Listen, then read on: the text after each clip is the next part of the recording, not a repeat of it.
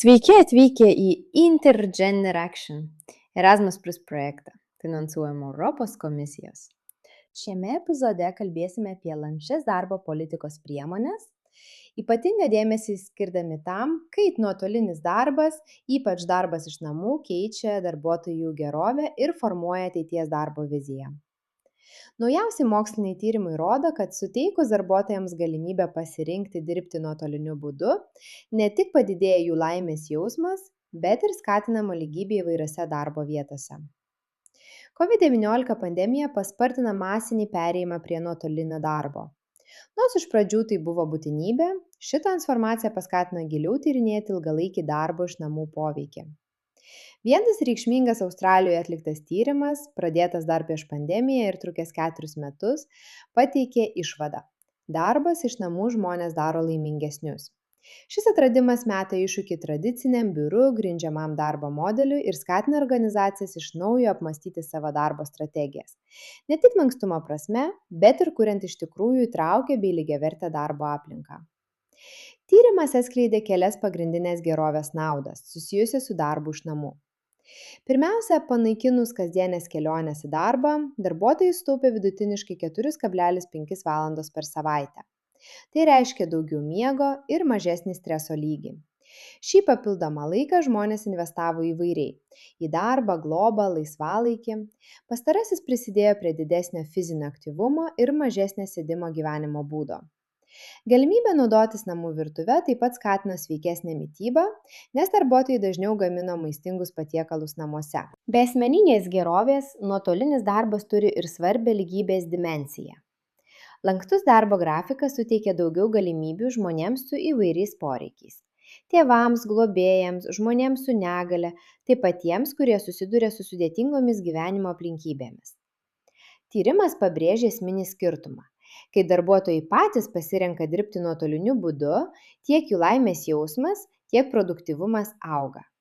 Tačiau, kai nuotolinis darbas primetamas be pasirinkimo galimybės, psichinė sveikata gali nukentėti.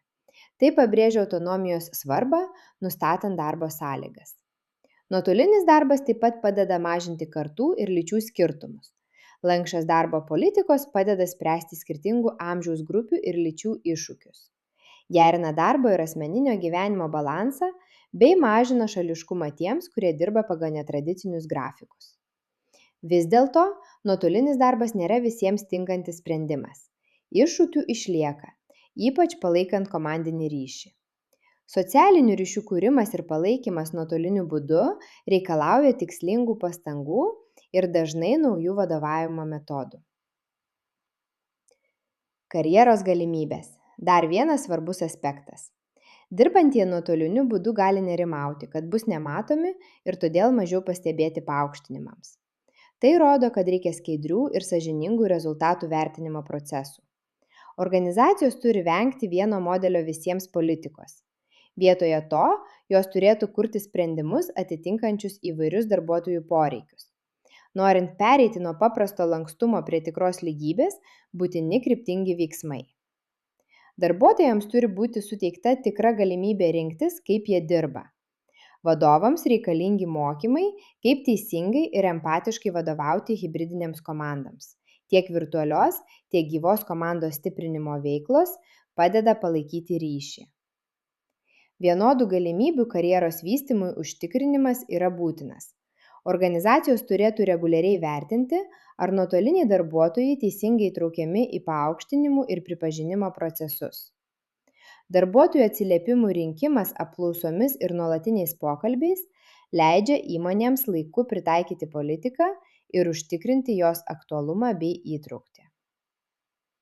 Šiandien tiek. Ačiū, kad klausėtės mūsų Intergender Action tinklalaidės. Primename, jei norite toliau mokytis apie skirtingų kartų ir lyčių įvairovę bei įtrauktį, apsilankykite mūsų oficialioje svetainėje intergenderaction.eu ir sekite mus socialiniuose tinkluose.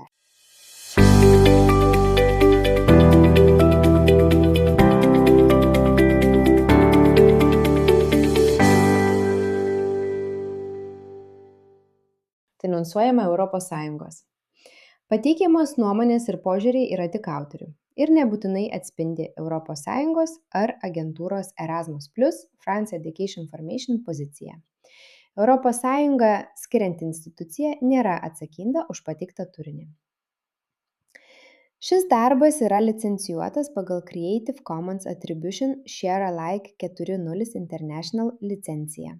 Norėdami peržiūrėti licenzijos kopiją, apsilankykite creativecommons.org/licenses by SA/4.0.